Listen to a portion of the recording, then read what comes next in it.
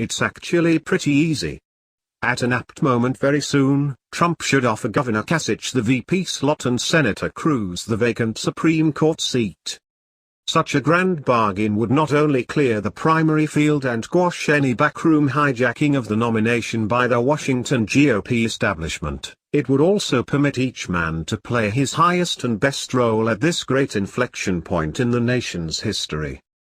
That is, Donald Trump's job is to destroy the Republican, Neocon establishment and bring working-class America back into a modern version of a McKinley-style Republican Party. Ted Cruz's task is to spend a lifetime bringing strict constructionism back to the High Court, thereby helping to restore constitutional restraints on a leviathan state that fundamentally threatens personal liberty and economic freedom and prosperity in America. And, yes, there really isn't much for a washed-out, Me Too Republican Pol like Kasich to do at all. Except to get out of the way and exercise his apparent talent for preachily uplift as America's eulogist-in-chief at foreign state funerals. Beyond the rightness of it, there's some pretty potent logic for the politics of the deal, too. There would be lots of winners all around, most especially the long-suffering American people. Mitch McConnell and his rudderless Senate wheels, for example, would not need even a 10-minute caucus to hand down to young Ted Cruz a life sentence to the Supreme Court. At the same time and more importantly, however, the American public would score a tougher, a more faithful High Court and one less warmonger on Capitol Hill. As to the former, Ted Cruz is about as close to the next Antonin Scalia as exists in America today. It goes without saying that he could do far more for the cause of liberty as a justice than as a gadfly senator. But there is an angle even more important. Cruz was a top student and debater at Princeton, a distinguished editor of the Harvard Law Review and a clerk on both the D.C. Court of Appeals and for the great Justice William Rehnquist on the Supreme Court. During the primary debates, his erudition on constitutional matters towered far above the pack. He was also described as off-the-charts brilliant by no less an admirer of his own brilliance than Alan Dershowitz. With a prospective long lifetime of service on the High Court, Ted Cruz could bring a level of scholarly narrative and intellectual passion and acumen that is sorely needed by the constitutionalist cause. At the same time, the American people would be spared of another bellicose politician hell-bent on extending Washington's imperial depredations. Cruz seems to have the Ronald Reagan disease. That is, his belief in small government does not extend to the Pentagon side of the Potomac, and his high regard for liberty does not appear to encompass innocent foreigners dwelling in the vicinity of desert sands he would cause to glow in the dark. As for Kasich, it is hard to think of a more inapt messenger with a more wrong-headed message. America does not need another compromiser, reconciler and wizened Washington ranch hand who can split the difference. It needs, instead, a force of nature who can rain shock and awe on the imperial city, and, so doing, overturn its vast network of prosperous racketeers who feed off the military-industrial complex, the healthcare cartel, the education monopolies, the Wall Street and banking mafias and the legions of other crony capitalist rackets. Governor Kasich's specious claim to be a fiscally prudent budget balancer is especially telling. One of the most outrageous Washington wastes is right under his nose. Namely, the Lima, Ohio M1 tank line that he and the Ohio politicians keep open despite 10,000 such lethal machines already in inventory, and notwithstanding that no other nation has tanks of this advanced capability or, more dispositive, the means to land them on these shores. Actually, M1 tanks were originally designed to fight the Red Army on the Central Front, said the Army and said front having disappeared from the pages of history 25 years ago. Since then they have been used for neocon wars of invasion and occupation that did nothing for the safety and security of citizens in Dayton, Ohio or Danbury CT except foster vengeful blowback in the cities and towns they turned into rubble.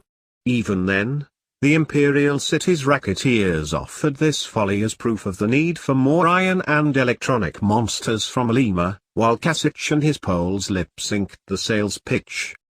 In truth, Kasich is exactly the kind of political lifer that needs to occupy the Joe Biden chair of policy irrelevance during the monumental reckoning ahead.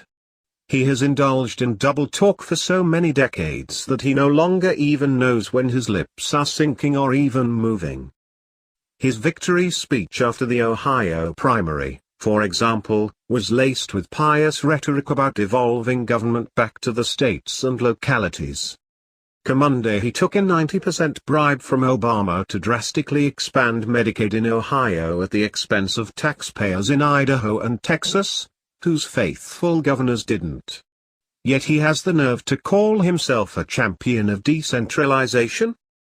Kasich's brand of phony federalism goes back to Nelson Rockefeller, to war thin the patience of New York taxpayers with his outsized building, spending, and other appetites. So looking enviously at the untapped citizens of Nebraska and Oregon, Rocky then cooked up the idea of revenue sharing and sold it to Nixon. It was actually just a form of interstate larceny. As a young Capitol Hill staffer at the time, I saw how the old-fashioned conservative and legendary ruler of the House Ways and Means Committee, Wilbur Mills, had it killed dead as a doornail. His was virtually the last voice of authority and power in Washington during the past half-century who insisted that such tax money should never leave home in the first place, and that the round trip through Washington was just an opportunity for sticky fingers to skim the pot and for disingenuous politicians to bring home the pork while pretending it was free money. If they want to spend it, said Mills, let them tax it first. But sound federalism was not to be. LBJ's Great Society had broken the dam and soon Wilbur Mills stumbled into submission on the eve of 1972 Nixon landslide, perhaps in a foreshadowing of his final stumble 2 years later into the tidal basin with Fan Fox. The rest, as they say, is history. With Mills' iconic defense of the old order out of the way, the Nixon-Ford White House massively expanded the federal grant-in-aid system. At length, a whole generation of GOP politicians became house-trained in Kasich-style fiscal doublespeak and hypocrisy. That is, in the art of decrying Washington's fiscal profligacy on the rubber chicken circuit by night while devoting their day jobs to scrapping for hometown pork from Medicaid and thousands of like and similar federal gravy trains. I have no idea whether Donald Trump will see through Kasich-style fiscal hypocrisy or not. But I do believe him when he decries our $19 trillion national debt and when he says that he is going after Washington's fiscal profligacy hammer and tong. In this instance, and much else, Trump's principal virtue is that his only acquaintanceship with the imperial city is attendance at an occasional Kennedy Center gala. Accordingly, he is unschooled in the self-serving rationalizations that keep the rackets going, but endowed with such ample self-confidence that he is sure to go charging into the nation's fiscal mess like a bull in a china shop. And after years of a bipartisan conspiracy of silence and its perfidiously orchestrated regime of fiscal can-kicking, well, broken furniture and bombastic challenges are exactly what the fiscal doctor ordered. Indeed, what President Trump could actually do is prove that the way to shut down Washington's budgetary rackets is by means of an insurrectionist-in-chief inside the White House, not furtive threats to shut down the Washington Monument lobbed from Capitol Hill. Say what you will about Trump's controversial business history, the 4 bankruptcies, and the rest, it is absolutely certain that he knows, at least, this much. You don't stop a flood of budgetary red ink with a 25-year plan to get to a balanced budget by 2038. That's Speaker Paul Ryan's particular contribution to the GOP establishment's noxious form of fiscal duplicity and doublespeak. Like in the movie Dave, the Donald is like to dive into the budget himself and then there will be fear and trembling all around the imperial city. Big Pharma and the health insurance cartel are already in Trump's gun sights, but once he gets to 1600 Pennsylvania Avenue he will quickly discover the target-rich environment on the Pentagon side of the Potomac, too. The hideously expensive, technically plagued and completely unneeded $1 trillion F-35 fighter would be the ideal place for him to start. And that goes to the larger point. All the swells in the mainstream media are furiously cackling about the Donald's answer on morning TV about the identity of his top foreign policy advisors. Yet this is why the think tanks and neocon lobbies are in full frontal panic.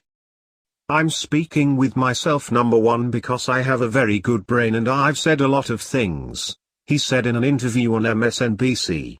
I talk to a lot of people and at the appropriate time I'll tell you who the people are. Actually, there is more, and it has to do with one of the many character flaws that self-evidently afflict the man. We speak of his monumental capacity to carry a grudge and seek revenge upon those who personally offend him. Here's the thing. Mitt Romney's vicious public attack on Trump is only the beard.